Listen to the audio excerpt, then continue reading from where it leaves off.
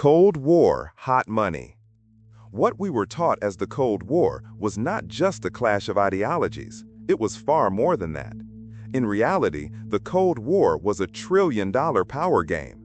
During this period, the United States and the Soviet Union sought to expand their spheres of influence by using money, credit, and secret trade networks to control the rest of the world. Behind every speech given and every weapon produced, there was a balance sheet. When the Second World War ended, the world became bipolar. At least, that's what our history books taught us. On one side were the capitalist Western countries led by America, and on the other, the communist Eastern Bloc countries led by the Soviet Union. Two opposing ideologies and two radically different visions of the future. Millions of people were part of this divide.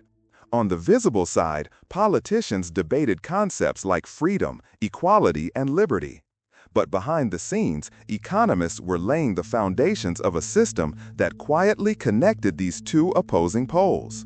When the war ended, the U.S. was not only the victor, but also the owner of the world's gold. In 1945, about 2/3 of the world's gold was stored at Fort Knox. This would become the foundation of global finance. With the Bretton Woods Agreement, the dollar was pegged to gold at $35 per ounce. This gave the dollar an incredibly strong position as the world's reserve currency. Every country had to hold US dollars as a guarantee of value. With the signing of a single agreement, the US achieved something no army could: complete control over global liquidity. If a country needed to rebuild, trade, or borrow, it had to use dollars. And that meant total dependence on Washington's approval. The Soviet Union's leader, Joseph Stalin, tried to build his own financial fortress in the East, protecting the ruble zone with strict capital controls and central planning. In theory, the Soviet system didn't need dollars. It glorified production over profit, labor over capital. But no command economy can manage everything alone. It simply doesn't have the power. To acquire technology, food, or machinery, the Soviet Union needed dollars, francs, or pounds. And here is where the Cold War's strange contradiction began. Ideologically, the West and the East were enemies, but in practice, they were tied together through a single currency. In the late 1940s, the U.S. launched the Marshall Plan, providing $13 billion in reconstruction funds for Western Europe. Officially, the purpose was to help rebuild allies. But the real objective was to cripple communism and create dollar dependency. Countries that accepted Marshall aid became economically tied to the United States. Behind its mask of generosity, the plan was an economic encirclement strategy. The Soviets rejected it, calling it a capitalist trap, mainly to hide the fragility of their own system. The Soviet economy was built on raw materials, oil, gas, metals. Selling these on the world market meant admitting that capitalism worked. But trade finds a way around every barrier. In the 1950s, Soviet oil was secretly sold to Western countries in exchange for dollars through Finland, Austria, and Switzerland. These neutral states became intermediaries of a shadow economy between two opposing worlds. This shadow system allowed Western companies to buy cheap energy while giving the Soviet Union much-needed foreign currency. Even spies were involved in finance. The CIA created shell companies, opened offshore accounts, and used these black budgets to fund coups and covert operations around the world. The KGB did its part, setting up fake trading companies to obtain Western technology. In short, money was the only common language both sides spoke.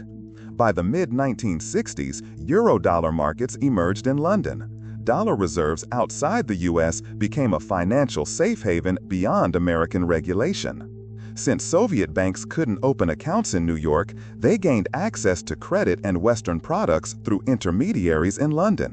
The irony? The American banking system designed to isolate communism indirectly supported it.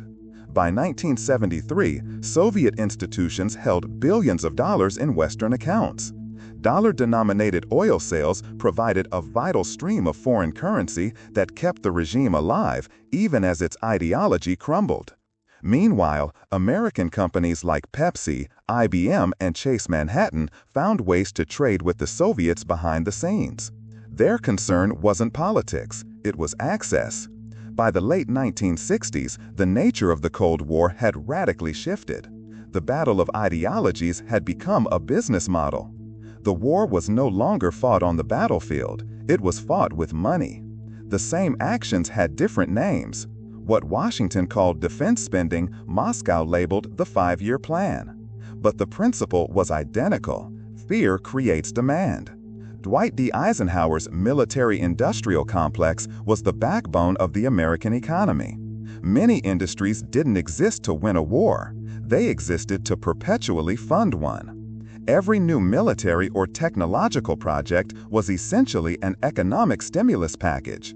Every missile silo in North Dakota meant thousands of jobs, thousands of mortgages, and new waves in the stock market. The same was true for the Soviets. With new loans taken indirectly from their enemy, the USSR continued producing tanks and weapons. Here was the hidden symmetry between the systems. Both became dependent on debt, energy, and illusion. Some ignored this truth, some benefited from it. In 1971, Nixon ended the gold standard, and the illusion collapsed. The dollar was no longer backed by gold, but by trust.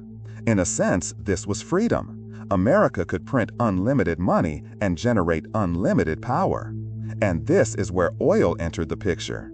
Through secret agreements between Washington and Saudi Arabia, all oil exports were priced in dollars. Any country that wanted energy now needed dollars. An endless cycle of demand was created.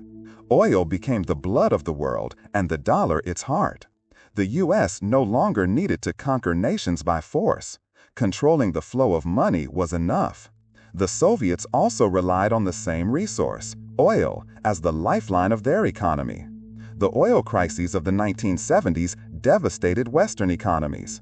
But Moscow earned record revenues, using them to purchase European credit and industrial equipment. At the same time, it expanded its influence over the Eastern Bloc. While publicly condemning capitalism, behind closed doors, their system depended on it. The West ignored this because they too kept their factories running with Soviet oil. Western banks enjoyed high profits as a result.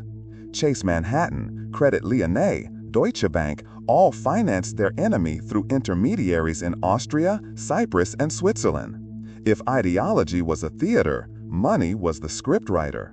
The Cold War never became the feared nuclear showdown. There was a mutual financial dependence. Destroying your enemy meant destroying your debtor. So, destruction was exported to Africa, Latin America, and Southeast Asia. These regions were the real battlefield of the Cold War economy. Behind every coup, every civil war, every revolution, there was a financial flow. The Contras in Nicaragua, the Mujahideen in Afghanistan, the Sandinistas, the Shah, military juntas, they were all pawns recorded somewhere in someone's balance sheet. The Cold War was the most profitable illusion in history. And behind the curtain stood the bankers. When the Berlin Wall fell, some celebrated the end of history. But did history really end with the fall of the Berlin Wall? No. History simply evolved into something else. When the Soviet Union collapsed, the massive wealth did not vanish overnight. The oligarchs who became billionaires in the 1990s were not created from nothing. They were the people who already ran the Soviet markets. They had always been there. The Cold War ended the same way it began, on the dusty pages of an accounting ledger. And that ledger still guides us today. Dollar dominance continues at full speed. Offshore havens, energy trade, and silent financial wars keep shaping nations. The conflict never truly ended, nor will it. Only its stage changed. The war went digital. Today's sanctions, frozen Russian reserves, energy-based coercion, currency wars, cyber espionage operations, these are all evolved versions of the same global money flow. Because real power has never been about ideology. It has always been about liquidity. And in that sense, the Cold War never ended.